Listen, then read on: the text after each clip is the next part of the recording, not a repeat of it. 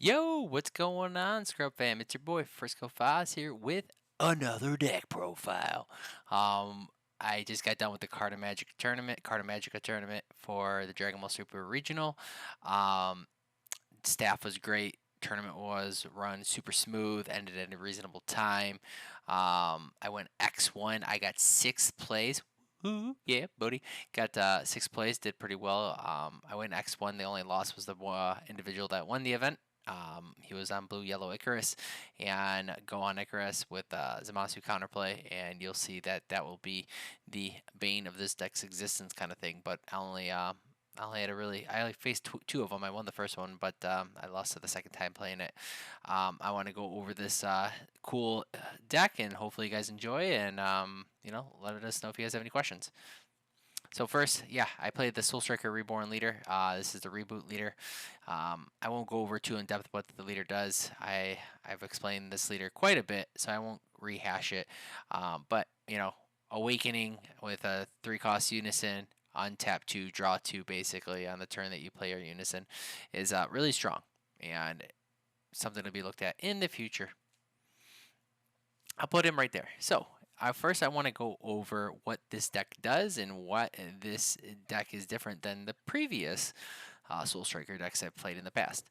So, as you know, I was played a lot of the Galactic Buster engine. I wanted to play something a little bit different, so still as strong as it as well. The main focus of the deck you're going to see is going to be this Bardock card. I'll grab one so you guys can see it. Super Glare, SS Bardock, Spirit Resonance. Sorry, couldn't speak. Spirit Resonance. It's from the expansion pack that just came out. What this card does is really cool. When you combo with this card, I don't really hardcast it for 5, but it does trigger one of the attacks or at the battle when you combo this card. It has an effect of Spirit Boost 2. You get to untap your leader, and it gets 5k turn for the battle. Right, so you get Spirit Boost 2 after the battle, untap your leader, gets 5 more K, and then he gets to swing again. He loses keyword skill, so you don't draw a card, untap energy, you can't get double strike, etc. But you get more swings for no energy, right? Because you already invested energy in Unison and combo cards from free from your hand. It's a combo 0-5. It is really good. This card is really good. Tora, Planetary Tora, Invader Tora. He's basically 1 energy, 5k. Grabs a Bardock crew from your drop air back to your hand. So this is basically a 5th copy that costs an energy, right? So the turns that you only see one of them, but then you see the Tora 1 drop. It's basically your 2nd copy. You just combo 1, pay the 1, grab it back, and then you can use it again. So just keep that in mind when going over the deck choices, deck card choices, and the ability to pull this card off. So the cool thing about this card is it retains power, right? So as I said, you get 5k for the turn, and you get to switch to active mode. So we play 3 Baby Unison 5 draw, or Baby Unison specified to call 3 Unison. He's plus 2 markers, draw a card, but his -5 gives your leader 15k power for the turn in double strike, right? So again, the time you -5, your leader's a 30k, and then if you resolve 2 of these, your first swing is gonna be a 30k, second swing is gonna be a 35k. Oh, first swing is gonna be a 30k double, next swing is gonna be 35k single, next swing is gonna be a 40k single, right? That's all just with the -5, which is super. It's not really easy to do. It's really relevant in the blue matchup because blue matchups don't really generate markers all that much. So this is more for blue decks or even hand destruction decks as well, because getting that draw plus an attack is huge. Next, we have the Tapion and Unison, the Hero Revive. Not Gogeta Hero Revive, but the Hero Revived of Tapion. So what this leader does, there is what the card, SPR.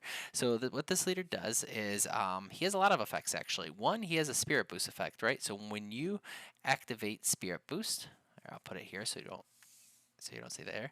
So when you activate Spirit Boost, you get to choose a battle card of your opponents that's greater than or equal to the energy and return it to their owner's hand once per turn, or only on your turn as well. Then he has a +2. You get to switch him to rest mode, +2 markers, draw a card, which is not the greatest, right? Because the baby unison is just +2, draw a card, and you get to still swing, so you lose the swing. But it is really relevant against like yellow decks that power of a Super Saiyan. So if you know they're gonna just do it, then you're like, all right, I guess I'll just +2 and tap them because I'm gonna lose the attack anyways, right? But the super relevant part about this unison is the +0, right? The +0 says choose up to one of your mono blue leaders. It gets 10k power for the turn, right?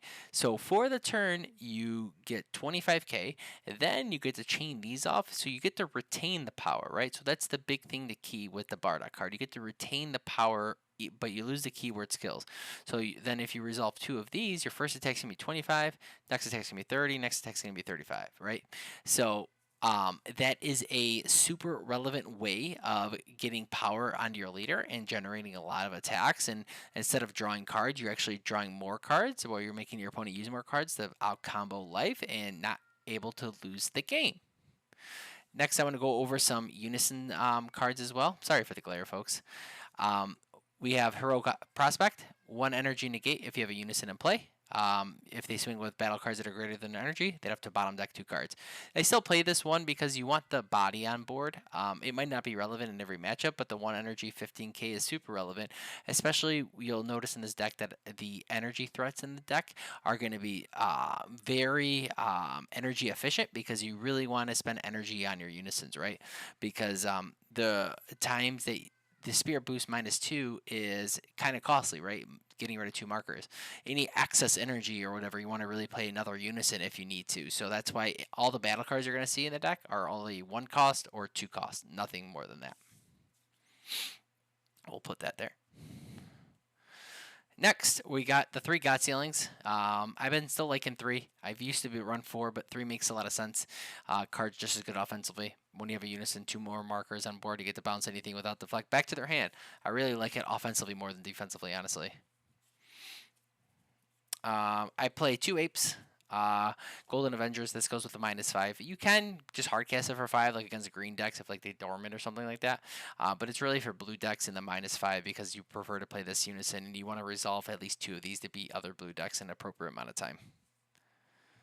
So next I want to go over the battle card threats, right? So battle card threats have to be lower to the ground because your Unison is going to soak up a lot of your energy, and sometimes you need to replay another Unison as well, right? Because the time you -5 on baby, you could even play Tapion Unison for 4 energy and then resolve 2 of these Spirit Boost, right? So like the super high ceiling is like -5, play this for 4, do the +0, so then he's at a 30k, 40k base, and it'd be 40k double, 45k double, 50k double. So that's the crazy high ceiling of the deck. If you get it, it's not always going to happen, but it's potential. But the main reason, the main point I'm trying to make is your battle cards have to be cheaper and lower to the ground, because your higher energy spending on the turn is always going to be on Unisons. All right. So we got the Sun Goku 4-drop here. This is new from the new set. This card's really good because it's 1 energy, draws a card, really important, deflect, blocker. You can only do this on turn 3. It doesn't have any limit, right? So you can play as many as you want. Really good that it nets itself a card. So if you pay 1 15k swing, they pitch a card, you basically +2, right? Because you drew a card and you made them pitch a card to protect life. Really good card. You can try to put a 4th one in the deck if you really want to. It's really strong in this version of the deck. We have the Tapion Spirit Boost card as well. Oh, here, I didn't show this card properly. There it is. Whoop, whoop. And then we have the Tapion 4-drop as well. What is this one called? The Calamity Challenger as well. This card's amazing. It's a activates your Spirit Boost to trigger off Tapion. It costs 1, limit 1. You can only activate limit 1 per turn. Here, let me put this here so it doesn't have some crazy glare. There you go. There you go. So this card's a 1-drop 20k draw card, right? So you spend 1 energy, you Spirit Boost 1 off a Unison. You have to Spirit Boost plus Spirit Boost 1 to draw one. And yeah, it draws your card, so it replaces itself, and it's a 20k double strike. So it's kind of like how Piccolo New Ruler got got limited to one per deck. This is basically the New Ruler, the Piccolo New Ruler for blue. You have to have a Unison in play. You have to Spirit Boost. You have to remove one marker, 20k double strike, and it's so important that it draws a card. Everything in this deck you'll see is that it replaces a card in its deck. So it draws a lot of cards, sees a lot of cards in its deck. Everything that you'll notice draws cards, which is super huge. Now we're getting to some cool stuff. We got Son Goku Path to Infinite. So what this card is really cool is that it bounces a 4-drop battle card, 4-drop blue battle card back to your hand for 1 energy. It's a 1 mana 10k, so be aware of that. So you can bounce these. These are the 2 main targets, the 2 only targets, right? So this costs 1 energy, this costs 1 energy, this costs 1 energy as well. The cool thing is they can pay 1, draw a card, pay another 1, resolve this, bounce this one back to hand with the effect, and then you can play it again, right? So you can basically just chain these cards back and forth if you really want to, and generate a lot of loader ground attacks to then kind of put your opponent in kill range. So these will matter more. Oop, so we play 3 of those as well. All right, then we have the cool. We might as well. Boom. We have the, what is this? The Ultra Instinct Sign of Son Goku. This card is really cool. Basically, what this does is that it costs 2 energy, EX Evolve, has to go over the 5-drop. Goku has to go over the Path to the Infinite, right? So EX Evolves off of it. Pay 2 energy, 2 blue, pitch a card. There'll be a good card to pitch. You'll see later on.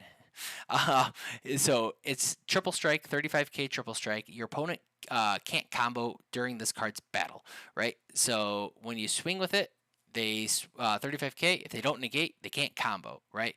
So it takes off a lot of the combo phase because they can only really activate extra cards from hand, or they have to final flash, and then they can kind of go into the combo step. But what's even super relevant about this card is that it bounces all battle cards in your opponent's battle area back to their hand, ignoring barrier, right? This is one of those few instances where it doesn't say ignore barrier, but it doesn't choose battle cards, like one of the only cards that says that. But you bounce all battle cards in your opponent's battle area back to their hand, ignoring barrier. That part is really good. Blue has a really hard time getting around barrier cards. This is one of the ways to do it, and it's energy efficient too. So really good card. I would definitely keep it at 2. It's definitely a little bit, as they say, cheeky, or it's a little bit cute right now, but I think it's actually kind of necessary for the deck because its removal, it forces your opponent, if they negate your high leader swings, right? So your leader swings are typically higher, like 30, 35k, 40k, etc. So when they start negating these, you just basically can count their negates. Like, all right, like they're playing 3 to 4 power bursts, right? Like, oh, you already see 3 or 4 power bursts. Like, oh, they ran out of negates, then you can just get them the triple, and then they ran out of negates for the turn, kind of thing. So you know the opponent's deck that they're playing, and you can just play to that and punish them for negating leader swings, and this is the perfect card to do that.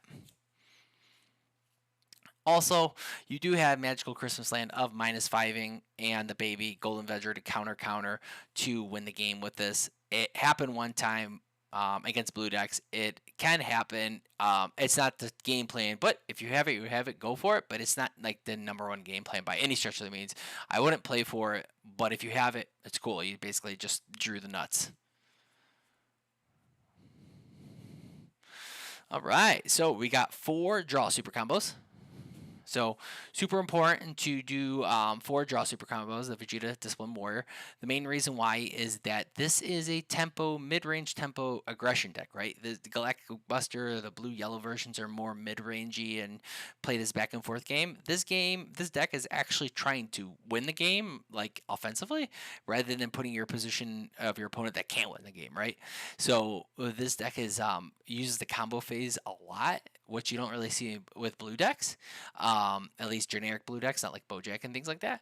So that's why you want to use this, because you really want to force them to like a certain life total just to make these more impactful and make these your basically kill turns, right? So definitely keep that in mind. You definitely want the 4 draw super combos. You don't want to go any less, in my opinion. Also, it makes you see more cards in your deck, finds the other pieces, and a deck is not low or not high on 10Ks, but it has a fair amount, so it's a good way to pitch the extra unisons, extra 10Ks as well. So I would definitely keep the 4 draw super combos because you want the combo power, you want the draw power, you want all the good stuff. So I would definitely keep it at 4. Next, we got 2 UI Kamehameha, the ISR, or the IAR, I should say, the Iconic Attack Rare. So this card's really good. Offensively, plus it's 1 energy, 15k draw card, or defensively, 15k, 15k untap an energy, right? Which is really good. So what you would want to do, right, is offensively, you can then put this onto your leader or put these on other battle card swings, right? Because it costs 1 energy. So putting this on your leader swing or other battle card swings and forces your opponent to, like, hey, as a theme, nets you a card. It draws you a card offensively, right? So when you combo with it, you draw a card. Everything kind of replaces itself, as you can see, right? Because you want to filter through the deck. You want to draw. And it gives you 15k combo power.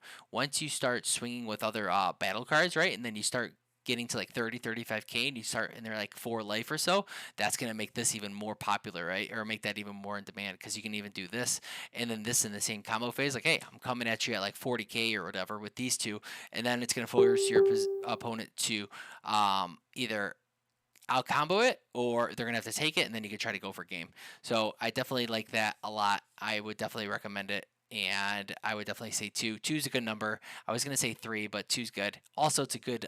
This deck doesn't really have a lot of combat tricks defensively, right? Like Galactic Busters, like, you know, got Galactic Buster, Bojack Evildoer, bottom deck of threat, or you know, even the 8 drop kind of thing. This deck doesn't have this, you know.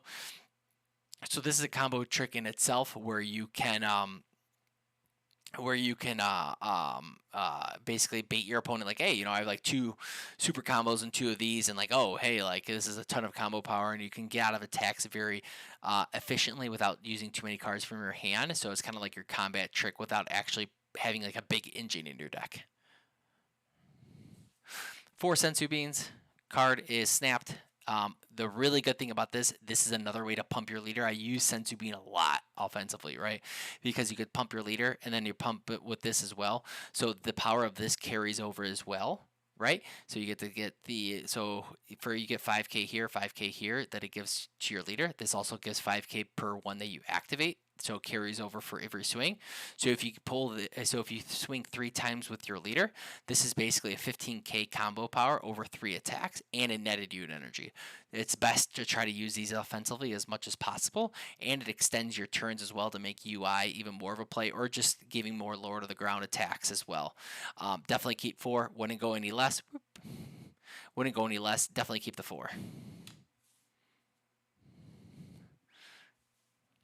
2-dimension magic. You can potentially do like the blocker negate, 5 or less.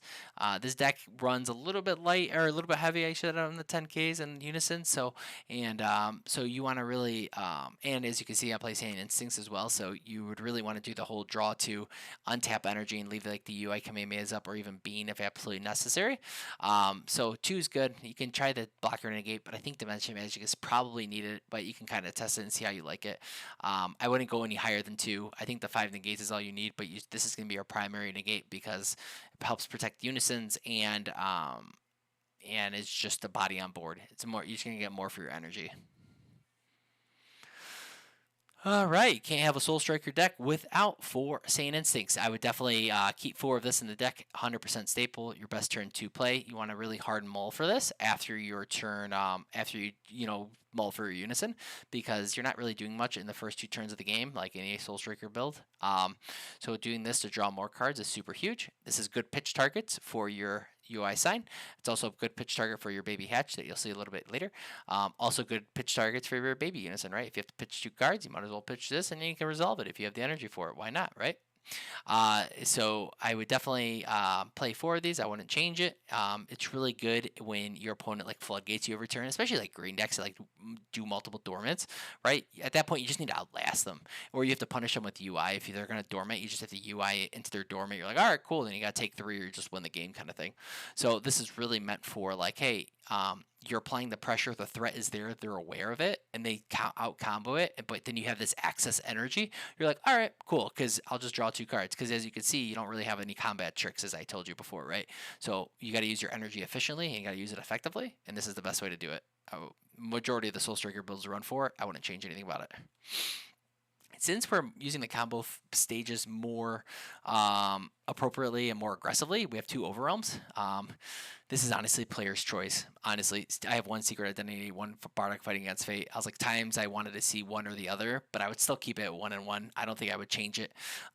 There's times that I wanted to see this instead, or sometimes I wanted to see this, but the removal with the secret identity is super important, but also the dual attack with this is really important as well.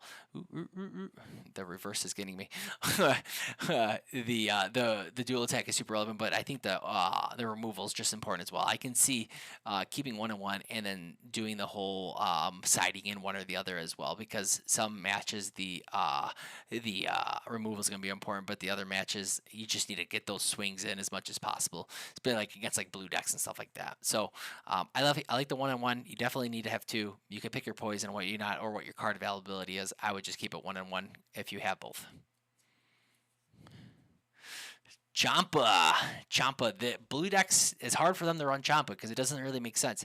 This deck is awesome with Champa, right? Because if you don't have the -5 with Baby, right, and if they're at 4 life or 3 life, you can Sane Instincts first with Leader, or you can swing with Unison first and give Champa, right? And then you bring them down to 4 to 2, 3 to 1, and then you could start going in with Leader and getting those gigantic attacks and start putting them in kill range.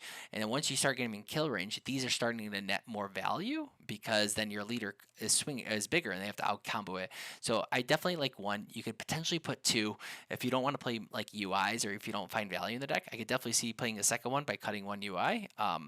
So this is amazing card in this deck. Obviously, it's a win con in itself. I wouldn't change anything about it. You definitely want to play 1. If you can, if you want to try to play a second one, you might need it. I found 1 is good enough, but I wouldn't blame you if you wanted to play 2. It's really good in this deck, especially with Leader swings with this. You can't, one thing to note, this negates keyword skill, so you can't give your Leader double strike after you resolved one of these, right? You would need to do it on your first Leader swing or on any other of your battle cards, right? So you would want to, on your first deck, you would resolve this.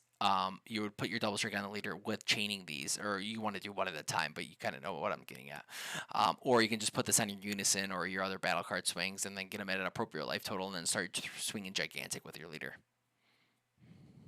And the best secret rare in the game, Baby Hat Check. Ends turns. Yeah, there's no. If you have 3 or more energy, pitch 1 card from your hand, aka Sane Instincts. But there you are.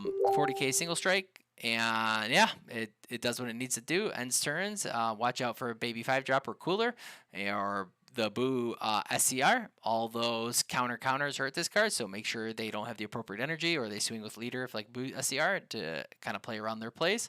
And 40k singles, I mean, putting that double strike on it kind of puts them in kill range in itself, kind of thing. So that has also come up too. So keep that in mind. Free is good. And that is it for the deck profile. I hope you guys enjoyed. I'll pull some of these up for that are having some glare. Here's one that's glary. This is the Tapion 4-drop.